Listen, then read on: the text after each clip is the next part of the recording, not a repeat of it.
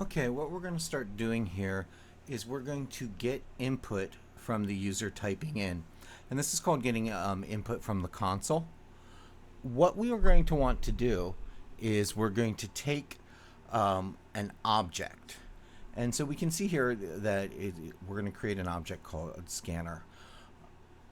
Now, we're going to study objects and make our own objects in Chapter 9. And objects are a way of programming, of treating a space of memory in a consistent in a state. And then we read from that state. The details of this are fairly complex, so we're going to treat this as a piece of Java we're going to use for right now. But we'll look at some things that an object has to do. So if we look at it here, scanner is the type of object. Input is the name of the object. And when we create an object, we have to make a new instance of that object. So the command new, so the scanner input equals new. And then in this part here, scanner system.in calls the methods inside the Java library. And so this is going to create a space in memory that's going to communicate back and forth with the keyboard.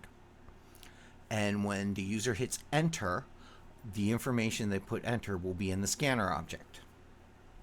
Later on in our code, we can access the name of the object. So if you look down here where we say double D equals input.next double, input was the name we called the scanner object, and .next double is a function within inside that object that puts into memory any number that the user typed in. So what I'm going to do here is I'm going to go back to the area of a circle program that we had. I'm going to take the current program I have and I'm going to modify it so that I can get input from the user. So let me switch over to my Eclipse, and I have the code that I started with. Now between the package and the public class, I'm going to import java.util.system or .scanner. Sorry, system's what goes in the ini. I just lost the screen I was typing on. 2 seconds here. .scanner. Now notice case is important here. Java.util. So Java is a collection of code that has been pre-written that is available to the Java library. Util is a particular set of utilities, and scanner is the utility that I want to import in. So this import statement takes code that has already been written and is part of the Java SDK, and it loads it into memory so I can access it. So this sets up so that I can use a new scanner object, or in this case a keyboard object. So I'm going to come down here where I initialize my variables, and I'm going to create my scanner object. So I'm going to call scanner input, and it's going to equal a new scanner system.in. And so now I have this object called input that I can read things from the keyboard. So in my input data, I'm going to need to ask the user, so system.out.println to ask the user, and I'm going to say, please enter the radius of the circle.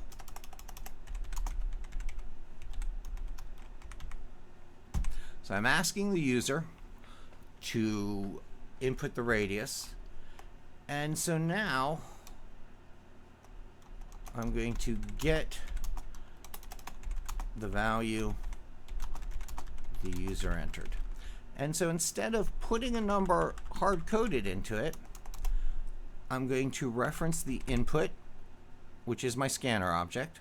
Notice how Java is highlighting the scanner object for me. And then I'm going to call the function next double. And notice it has open parentheses here. And so I'm calling a method inside of this object that will grab the number that the user entered in the keyboard. Now, in your textbook, they do not always close objects. And so we get a warning here in Eclipse that the scanner object hasn't been closed. I'm a fan of closing objects in my cleanup area of my code. So I'm going to come down here and I'm going to look at this object and I'm going to call close so that it closes out. So I've only modified a small portion of this program. I've added the ability with the import function to use the scanner object. I've created the scanner object, and then instead of putting into memory a particular value for the radius, I ask the user to enter something. Now, in Eclipse, the console is down here. What's going to happen when I run this is I get, please enter the radius of the circle. So I'm going to click in here, and I have access to the keyboard. So I'll type in 2.32, and I'll hit enter. And so what the scanner object did is, as soon as I hit enter, what I typed in the keyboard gets passed to the scanner object. The method next double pulls out the number and passes it into radius. And then I can do my calculations from there on out.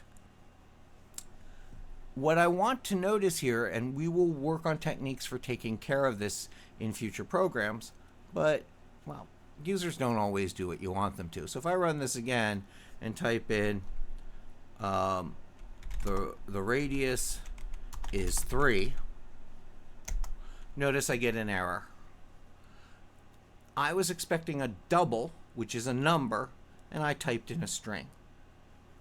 So right now, the user can break the code by typing in things that the code can't accept. We're going to develop working with our code with the idea that we will enter in good values. And as we progress, we'll find ways to catch errors. And so, but this is a common error you'll see when you're inputting data, and the data isn't input in a form that your methods expect. So we'll develop this, but for our programs right now, I can run this and I can enter in what was the example in the textbook? It was 20.0, and I get an answer with 20.0. So we're able to modify our code so that it is now interactive, and this has now become a much more functional program. The program I had before only worked for the radius value I plugged into memory. Now this is open to an infinite amount of values that we can use. So let's look at a breakdown of what's happening with the scanner object. Now there are two ways we can import into Java. We can do java.util.asterisk, and it will grab anything in the util directory that's needed. And this is called an implicit import. And if you're using a lot of objects from libraries, this is sometimes easier than how I did it, which was the explicit import, java.util.scanner. Now they're saying there's no performance difference. In modern compilers, there aren't performance differences. It will only load the libraries that are needed in the code. But in other languages, you don't always have that optimization. So I find it good habit to do the explicit import, to keep track of exactly what you're importing. And for most of the things we do in this class, we can do the explicit import. And so we've now made a very functional program that can do things with user interaction. And what we're going to do is we're going to break down now some of the pieces that we have in the program. So I'm going to stop this video here, and I'm going to continue the lecture in another video where we'll start talking about what we can call identifiers. And identifiers are the names we are allowed to use. So the next little bit's going to be a little bit lectury as I walk through the rules, so to speak.